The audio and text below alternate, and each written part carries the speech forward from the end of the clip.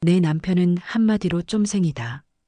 이 말이 좀 심한가 싶지만 솔직히 평생 살아온 세월을 되짚어보면 다른 단어로는 설명이 힘들다. 남들은 검소해서 좋겠다.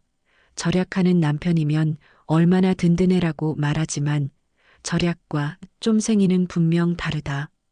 남편은 그 선을 아주 자연스럽게 넘어섰다. 그것도 아주 오래전에. 다만 내가 이제야 확실히 깨달았을 뿐이다. 결혼 초엔 정말 몰랐다. 그땐 남편이 계산적인 사람이라기보다 계획적인 사람이라고 생각했다. 월급 받은 날이면 가계부를 펼쳐놓고 월세공과 금식비 비상금까지 하나하나 항목을 나눠 적던 모습이 오히려 믿음직스러웠다. 나도 26, 세상 물정 모르는 나이라 이런 사람이랑 결혼하면 든든하겠구나 생각했다. 그런데 그 계획적이란 게 나중엔 나를 아주 벼랑 끝까지 몰 줄은 몰랐다. 사람의 본성은 특히 돈을 대하는 태도는 나이가 들수록 더 뚜렷해진다더니 정말 그렇더라. 남편이 은퇴하고 집에 붙어 있는 시간이 늘어나면서 그의 아끼기 본성이 마치 집안 전체를 휘감는 비닐랩처럼 팽팽하게 우리를 조이기 시작했다. 아침에 일어나면 맨 먼저 하는 말이 뭐였는지 아는가? 여보, 어제 보니까 온수 사용량이 많던데? 나는 샤워를 15분도 안 한다. 그런데 그는 10분 샤워도 사치라고 생각한다. 한 번은 내가 따뜻한 물로 설거지를 하고 있자 뒤에서 살금살금 다가와 수도꼭지를 조금씩 줄여서 물줄기가 실처럼 만들어버린 적도 있다. 여보, 이렇게만 해도 다 씻겨. 근데 안 씻긴다. 기름 묻은 프라이팬이 물줄기 몇 가닥으로 어떻게 씻기나. 그날은 결국 내가 이성을 잃고 말했다. 당신이 설거지해봐. 기름이 손에 그대로 느껴지는 걸 좀 느껴봐. 남편은 내가 환해져지는 듯한 미소를 지으면서 물을 다시 조금 틀어줬다. 하지만 다음날 또 똑같이 줄여놓는다. 그 행동 자체가 문제라기보다 내가 불편한 건 아무 상관없다는 태도가 나를 더 화나게 한다. 물티슈도 그랬다. 나는 손에 뭐가 묻으면 바로 닦는 편인데 남편은 물티슈 한 장으로 거실 식탁 내 손까지 한 번에 닦으려 한다. 어느 날 내가 물티슈 2장을 뽑았더니 남편이 무슨 표정을 지었는지 아는가? 갸우뚱? 정말 갸우뚱? 2장이나? 뭐 묻었어? 한 장으로도 다 되는데. 그 말 들으면서 나는 순간 내가 잘못한 사람처럼 느껴졌다. 그러다 곧 정신이 번쩍 들었다. 물티슈 2장 쓴 게 죄도 아닌데 왜 내가 움츠러들어야 하나? 샴푸 얘기는 더 황당하다. 내가 마트에서 세일하는 샴푸를 사려고 하면 남편은 무조건 말린다. 잠깐 가격 비교하고 가자. 그럼 나는 남편이 몇 분만 볼 줄 알았다. 근데 그는 몇 분이 아니라 3일을 본다. 3일 동안 유튜브 리뷰 영상, 네이버 쇼핑 최저가, 포털 검색 후기, 오픈마켓 쿠폰 할인, 포인트 적립까지 모조리 따져본다. 그러고는 결론이 뭔지 아는가? 여보, 지금은 최저가가 아닌 것 같아. 조금 더 기다리자. 나는 그냥 머리 감고 싶을 뿐인데 남편은 그 단순한 욕구조차 경제적으로 낭비라고 판단한다. 그런데 며칠 전엔 정말 기가 막힌 일이 벌어졌다. 내가 온라인몰에서 저렴한 공기청정기 필터를 장바구니에 넣어놨다. 우리 집 공기청정기 필터 교체 알림이 켜진 지 벌써 몇 주가 지났는데 남편이 계속 조금 더 써도 된다고 해서 미뤄온 상태였다. 그래도 이건 건강과 직결되는 문제 아닌가. 게다가 요즘 미세먼지도 심하고 나이 들수록 호흡기 더 신경 써야 한다고 뉴스에서도 매일 나오는데 그래서 그냥 결제하려고 구매하기를 눌렀다. 그런데 남편이 갑자기 빛의 속도로 달려와 내 손을 잡았다. 여보, 잠깐만. 나는 순간 무슨 큰일 난 줄 알았다. 그런데 남편 입에서 나온 말이 이거였다. 이 필터 아직 12% 남았어. 먼지를 탈탈 털면 한 달은 더 쓸 수 있어. 내가 어이가 없어서 웃음이 나기도 하고 기가 차서 말도 안 나왔다. 필터를 털어 쓰자고? 아니, 인터넷 보니까 털면 한 번 더 쓸 수 있다고 댓글에 있었어. 누가? 전문가가? 아니, 그냥 어떤 사람이. 이때 정말 확실히 느꼈다. 남편은 진짜 절약이 아니라 미신 같은 절약에 집착하고 있다는 걸. 누가 아무 말이나 하면 그걸 믿는다. 필터는 털어서 재활용하면 안 된다고 제품 설명서에 적혀 있는데도 남편은 그런 설명서는 아예 보지 않는다. 나는 한숨을 쉬며 말했다. 그럼 당신은 바이러스도 털어서 떨어진다고 믿겠네. 그러니까 남편이 또 심각한 얼굴로 대답했다. 여보, 너무 비꼬네. 우리도 노후 대비해야지. 그 말이 참 듣는 순간 허탈했다. 내가 필터 한 장 갈자고 한 게 우리가 노후 대책을 포기하는 건가? 결국 나는 결제창을 닫았다. 남편이 옆에서 잘했다는 듯 멀쩡히 앉아 있는 모습을 보면서 마음 한켠이 서늘해졌다. 이 사람과 평생을 함께 살아오긴 했지만 노후에 이렇게까지 아끼고 쫀쫀하게 살아야 한다면 앞으로 남은 20년이 너무 답답하게 느껴졌다. 그리고 문득 이런 생각까지 들었다. 내가 이 사람과 사느라 잃어버린 건 혹시 돈이 아니라 나 자신이 아닐까 하고 남편의 절약이 점점 심해지고 있다는 건 이미 알고 있었다. 하지만 그게 단순히 아끼는 성격이 아니라 내 삶 전체를 통제하려는 방식으로 변해가는 걸 본 건 은퇴하고 반년쯤 지나서였다. 그 시발점은 사소한 데서 시작됐다. 아침에 내가 무선 청소기를 꺼내 거실을 한번 훑으려고 했을 때였다. 여보, 오늘은 하지 마. 배터리 아까워. 남편이 소파에서 신문도 아닌 전단지를 뒤적이며 말했다. 아니, 어제도 청소 안 했는데. 오늘 바람 불었잖아. 창문 열면 먼지 나가. 세상에 먼지가 밖으로 나가니까 청소를 안 해도 된다는 논리는 처음 들었다. 나는 어이가 없어서 그냥 버튼을 눌렀다. 그러자 남편이 벌떡 일어나더니 어떻게 했는지 아는가? 청소기에서 배터리를 빼버렸다. 이러면 못하겠지? 좀만 참아. 아직 쓸 수 있어. 그 얼굴엔 미안함도 없었다. 오히려 내가 옳다는 표정이었다. 그 순간 등골이 서늘해졌다. 남편은 이제 절약을 이유로 나를 통제하는 단계에 들어선 것이었다. 남편의 통제는 날이 갈수록 더 은밀하고 촘촘해졌다. 예를 들어 내가 얼굴 탄력 크림을 바를 때면 남편은 슬쩍 화장대 옆을 지나가며 말한다. 그거 펌핑 한 번만 해도 충분해. 2번 누르면 너무 세게 나와. 내 얼굴이야. 내가 양 조절하면 되지. 아니 여보. 그게 아니라 이 크림이 싸지가 않잖아. 그는 돈이라는 단어를 입에 올리는 순간 모든 게 정당화되는 사람처럼 행동한다. 그러면서 정작 자기 방 서랍에는 온라인으로 주문한 프리미엄 단백질 파우더가 주기적으로 쌓여갔다. 봉지가 크고 디자인도 화려해서 숨기지도 못하는 제품들이었다. 당신 것만 좋은 걸 사냐? 내가 물으면 남편은 당연한 듯 말했다. 이건 건강에 필요한 거니까. 나이가 들면 근육이 중요해. 근데 내 피부는 중요하지 않은가? 내 허리 통증을 위해 사고 싶은 전동 마사지기는 사치인가? 남편은 자기 돈이 들어가는 건 투자인데 내가 쓰는 건 낭비라고 말하는 사람이 되어 있었다. 어떤 날은 더 황당했다.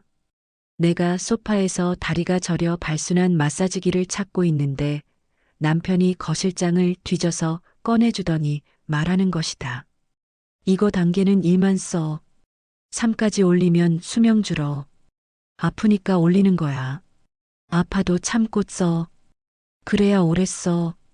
그 말을 듣고 있자니 남편은 이제 제품의 기능보다 수명이 더 중요한 사람이 되어버렸다. 정작 제품을 사는 이유는 내 몸을 편하게 하려고인데 남편은 기계만 보호했다. 그런데 이 모든 상황보다 더 섬뜩했던 건 따로 있었다. 며칠 뒤 남편이 등산을 간다며 준비하는 모습을 우연히 봤다. 근데 내가 본 장면은 정말 충격적이었다. 신상 등산화, 새로 산 고어텍스 재킷, 전문가용 등산 스틱, 등산 자외선 차단제, 고급 에너지바, 이 모든 걸 가방에 넣고 있었다. 아니, 이건 다 뭐야? 내가 묻자 남편은 아무렇지 않게 답했다. 등산은 준비가 중요해. 나이 들수록 장비가 좋아야 하지. 그 말투, 그 태도, 그가 내 얼굴 크림 펌핑 하나까지 잔소리하던 모습과 너무 달랐다. 당신은 왜 당신한테 쓰는 돈은 아까워하지 않고 내가 쓰는 것만 아깝다고 해? 남편은 잠시 멈칫하더니 고개를 갸웃하며 말했다.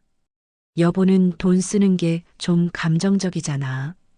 나는 실용적으로 쓰는 거고. 그 말은 즉, 내 소비는 감정 낭비이고 남편의 소비는 합리적이다. 그렇게 규정해버린 셈이었다. 그날 이후 남편의 모든 말과 행동이 다르게 보였다. 그는 진짜 절약하는 사람이 아니라 자기에게만 관대한 쫌생이었다. 남편은 매일 절약을 입에 달고 살았다. 하지만 그 절약은 점점 더 감시에 가까워졌다. 예를 들어, 내가 택배 상자를 열면 남편은 꼭 어디선가 나타났다. 뭐 샀어? 가격은? 왜 이걸 골랐어? 자상하려고 하는 말투였지만 나는 알았다. 그건 내가 어디에 돈을 썼는지 확인하려는 행동이었다. 어느 날은 진짜 소름이 돋았다. 기억하려고 쓴 것도 아닌데 남편은 내가 썼던 생활비를 거의 다 외우고 있었다. 그날 저녁에 32,000원 썼지? 그거 뭐였더라? 그걸 어떻게 알아? 카드 사용 알림 뜨잖아. 나는 그 순간 숨이 턱 막히는 기분이 들었다. 남편은 이제 절약을 넘어서 내 소비 패턴을 감시하는 사람이 되어 있었다. 남편의 행동은 점점 일상을 잠식했다. 나는 작은 아로마 디퓨저를 하나 사려고 했을 뿐이다. 숫자 4,000원짜리. 거실에 은은한 향 하나 두고 싶어서. 그런데 남편은 말했다. 그건 공기만 더럽혀. 향료 몸에 안 좋대. 재미있는 건 남편이 등산 갈 때 바르는 향 강한 자외선 차단제는 아무 문제 없다는 거다. 자기 것만 안전한 제품이고 내가 고른 건 다 몸에 안 좋은 상품이 되는 셈이다. 그러다 어느 날 남편이 내 비타민 D를 치워버린 사건이 벌어졌다. 정말 이건 참지 못했다. 내 비타민 어디 있어? 여보, 그거 하루 2알씩 먹더라. 너무 과해. 2알씩 먹으라고 적혀 있어. 그래도 너무 빨리 없어지잖아. 그 말을 듣는 순간 머릿속이 하얘졌다. 남편은 이제 내 건강을 위한 영양제조차 돈 낭비로 규정해버린 것이다. 나는 한참을 말없이 바라보다가 처음으로 남편에게 이렇게 말했다. 당신 나를 돈이 드는 존재로 보는 거야? 남편의 표정이 흔들렸다. 하지만 그는 끝끝내 답을 하지 않았다. 그 표정이 나를 더 깊이 무너뜨렸다. 그날 밤 나는 잠이 오지 않았다. 거실 불만 켜놓고 앉아 있는데 이런 생각이 들었다. 내가 평생을 함께 산 남편은 사실 절약하는 사람이라기보다 나보다 물건을 더 아끼는 사람이 아닐까? 내 편의를 위해 있는 청소기, 내 피부를 위해 있는 크림, 내 허리 위에 있는 마사지기보다 그 물건들의 수명을 더 아끼는 사람. 그리고 결정적으로 자기 돈은 투자, 내가 쓰는 돈은 낭비라고 여기는 사람. 그걸 깨닫는데 30년이 걸리다니. 참 허무하고 슬프고 또 분했다. 남편의 절약은 이제 집안의 모든 공기와 움직임을 조이는 괴이한 질서가 돼 있었다. 나는 매일 아침 눈을 뜨면 남편이 세운 규칙 속에서 숨을 참고 사는 기분이었다. 어느 날 새벽 5시쯤 부엌에서 딸각하는 소리가 들렸다. 남편이 뭔가를 만지는 소리였다. 혹시 아침 준비라도 하나 싶어 일어나 보니 남편은 부엌 싱크대 아래에서 수도 계량기를 들여다보고 있었다. 전에도 몇 번 계량기 본 적은 있지만 그날은 느낌이 달랐다. 남편의 얼굴은 정교하게 계산하는 사람 같았다. 뭐 하는 거야? 내가 묻자 남편은 아주 침착하게 말했다. 우리 물 사용량이 평균보다 많아. 누가 물을 오래 쓰는지 알아야지. 누가 물을 오래 쓰는지, 그게 도대체 왜 중요하다는 건가? 입욕제라도 좀 쓰면 어때? 목욕 한번 하는 걸? 남편은 고개를 저었다. 30분 넘게 물 틀어놓는 건 낭비야. 30분. 그게 문제였던 것이다. 남편은 내가 씻는 시간까지 기록하고 있었다. 그뿐만 아니었다. 그날 이후 나는 남편 책상에서 줄로 쓴 메모 한 장을 발견했다. 10월 5일 안에 샤워 27분, 10월 6일 안에 샤워 32분, 10월 9일 안에 샤워 29분, 10월 11일 안에 샤워 34분, 여기서 별표 2개. 나는 그 별표의 의미가 무엇인지 알고 싶지 않았다. 별표 2개. 아마도 남편 기준에서 지나치게 오래 씀이라는 뜻이겠지. 그 종이를 보자 내 손이 떨렸다. 이건 절약이 아니라 감시였다. 며칠 뒤엔 더 충격적인 일이 벌어졌다. 오랜만에 친구를 집에 초대해 커피라도 한잔 하려고 했는데 남편이 끼어들었다. 친구 오잖아. 커피 머신 쓰지 말고 믹스커피 내놔. 왜? 머신 돌리면 전기 많이 먹어. 게다가 저 원두 가격이 얼만지 알아? 고작 커피 한 잔 가지고 이 난리를 치나 싶어. 나는 그냥 무시하고 원두를 갈았다. 그랬더니 남편이 갑자기 내 손목을 붙잡았다. 내 말 듣고 있어? 허락도 없이? 순간 등 뒤로 소름이 쭉 끼쳤다. 허락이라는 말. 남편은 이제 나를 배우자로 보지 않았다. 뭔가 소비를 관리하는 대상, 지출을 감시해야 할 자원처럼 취급하고 있었다. 친구는 분위기를 느꼈는지 금방 나가버렸다. 문이 닫히자 남편은 내게 말했다. 왜 이렇게 나를 힘들게 해? 나도 절약하느라 피곤해. 절약하느라 피곤하다고? 그 순간 깨달았다. 남편은 절약하는 게 아니라 절약에 중독된 사람이었다. 하지만 가장 큰 충격은 따로 있었다. 어느 날 저녁 장롱에서 겨울 이불을 꺼내려고 문을 열었는데 이불 대신 낯선 박스들이 눈에 들어왔다. 생활비 분기별 집행 계획표, 아내 소비 습관 개선 프로젝트, 종이라기엔 너무 정성스럽고 규칙이라기엔 너무 세세하고 마치 회사에서 직원 관리하려는 문서처럼 보였다. 나는 손이 떨려 몇 장 넘겨봤다. 아내가 매달 구매하는 비필수 품목내가 적은 게 아니라 남편이 적은 것. 낭비 위험도 점수, 감시 필요성 항목, 불필요한 소비 방지 전략. 그리고 마지막 장에서 나는 숨이 멎는 기분을 느꼈다.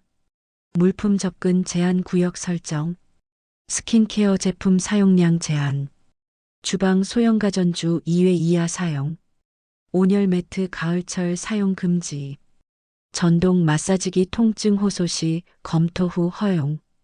통증 호소 시 검토? 내 통증을 왜 남편이 검토해야 하는가? 이건 부부가 아니다. 이건 관리자와 피관리자였다. 그날 밤 나는 남편이 안방에서 코를 골며 자는 모습을 멍하니 바라봤다. 평생 함께한 남편인데 왜 이렇게 낯설게 보이는지. 그리고 문득 이런 생각이 들었다. 남편이 절약을 핑계로 내 삶을 쥐고 흔드는 동안 나는 언제부터 침묵을 선택한 걸까? 언제부터 나는 불편해도 말하지 않고 눈치를 보며 생활하게 된 걸까? 남편은 돈을 아끼는 게 아니라 내 목소리를 아끼게 만들고 있었다.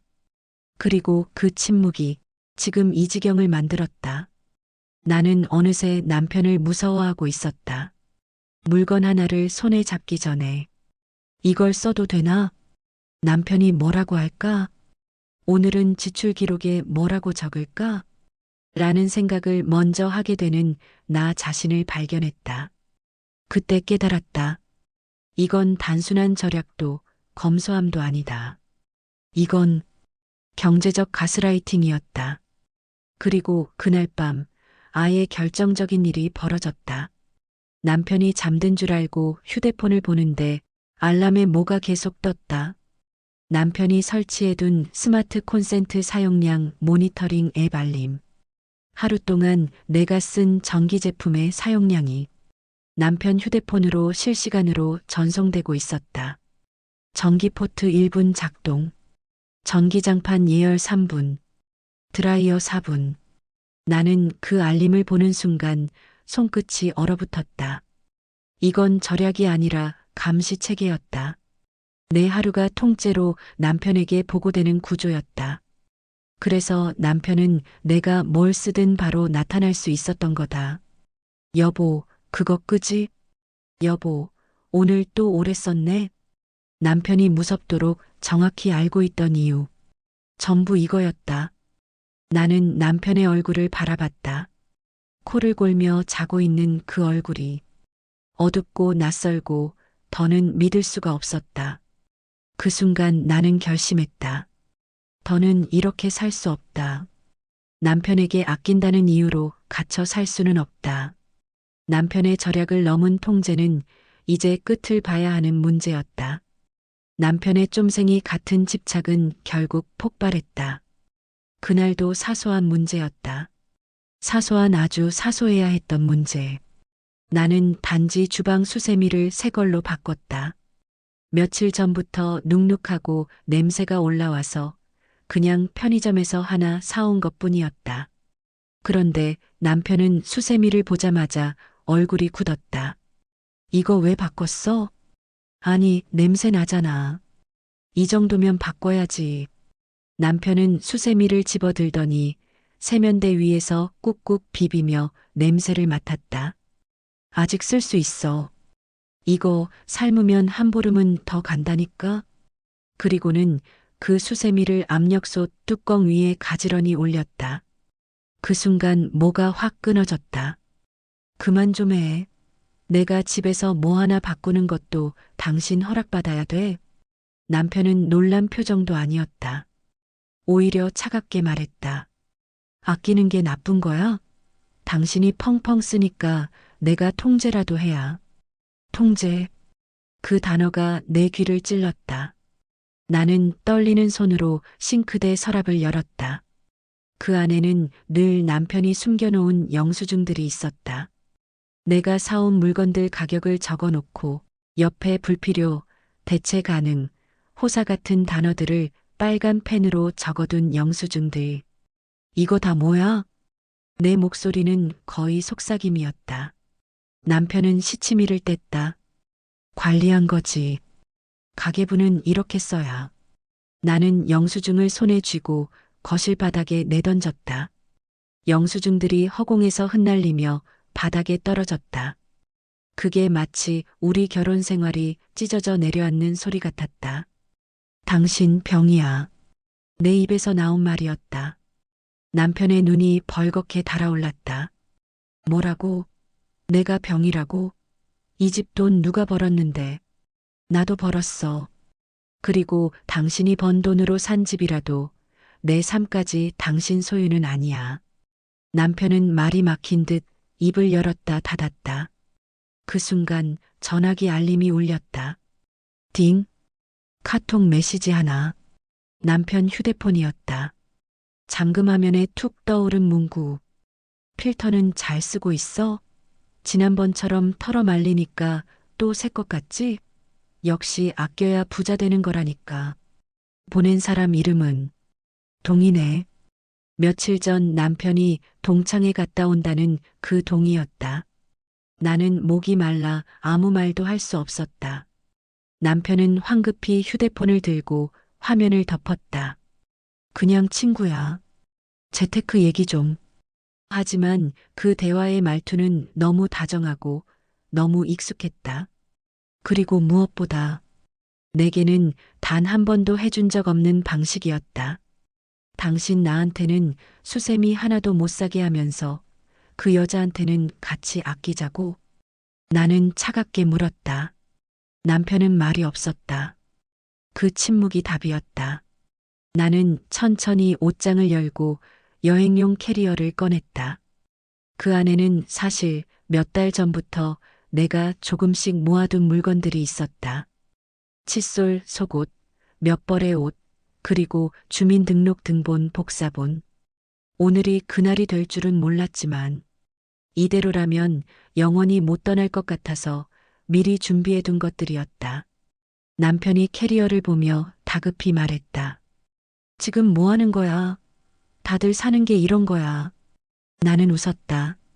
하지만 그 웃음은 비참함을 삼킨 웃음이었다. 아니, 다들 이렇게는 안 살아. 캐리어 지퍼를 닫으며 말했다. 난 당신의 절약을 못 고쳐. 근데 더 무서운 건 당신이 나를 관리하려고 한다는 거야. 사람을 물건처럼 다루는 절약이라면 그건 가난보다 더 끔찍해. 남편은 당황한 얼굴로 따라오려 했지만 나는 신발을 신으며 말했다. 계속 아끼고 싶으면 혼자 아껴. 나는 더는 당신의 쫌생이 세상에서 숨 못 쉬겠어. 문을 열고 나왔다. 복도 마지막에서 뒤돌아보니 남편이 문가에 서 있었다. 손에 구겨진 영수증을 쥔 채. 난 그 모습을 끝으로 보고 싶지 않아 고개를 돌렸다. 엘리베이터 문이 닫히는 순간 내 결혼 생활도 완전히 닫혔다. 그날 이후 나는 다시는 그 집으로 돌아가지 않았다. 다 들으셨으면 구독과 좋아요 부탁드립니다.